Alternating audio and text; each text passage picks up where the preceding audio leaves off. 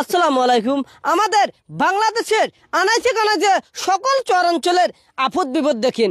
এখানে জমি এই কুল থেকে এই কুল মানুষ বাড়ি করে, এই কুল ভাঙলে আবার ওইবারে বাড়ি করে, আবার ওই কুল দেখুন এইভাবে ফাটে, এই কুলে আসি বাড়ি করে।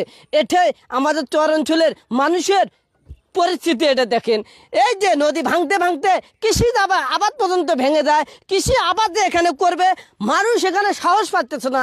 আমি বললাম এখানে আবাদ করতে আপনারা সাহস পাচ্ছেন না কেন? বলে নদী ভেঙে যাচ্ছে, এই জন্য আমরা আবাদ করতে সাহস পাই না। আমি করলাম এটা কোনো কথা হলো?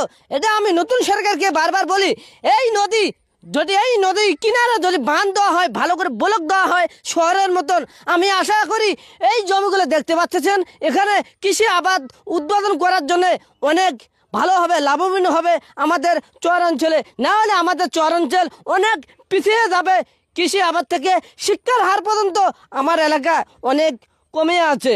আমি চাই নদী বাঁধলে, একটা ব্রিজ দিলে আমার শিক্ষার হার চরাঞ্চল থেকে অনেক বেরিয়ে যাবে, আর চরের লোকের অনেক মেধাবী বেড়ে যাবে। এটা আমি বারবার বলি, নতুন সরকারের কাছ থেকে একটা ব্রিজ দেন। আমি কত হাই দিচ্ছে, আমি এখানে ভিডিও বানাইতেছি, এইরকম আমার মতন ভিডিও এইরকম হাই দিচ্ছে কোন টিভি চ্যানেল এখানে বানায় না। আমি টিভি চ্যানেলকে দোষ দিতে পারি না, টিভি চ্যানেল এখানে আসে না কেন? আমাদের এইরকম ভাঙচুর এলাকা, তাদের অনেক কষ্ট হয়, এই জন্য আমাদের চরাঞ্চলগুলা ভাঙচুর এলাকাগুলা তুলে ধরে না।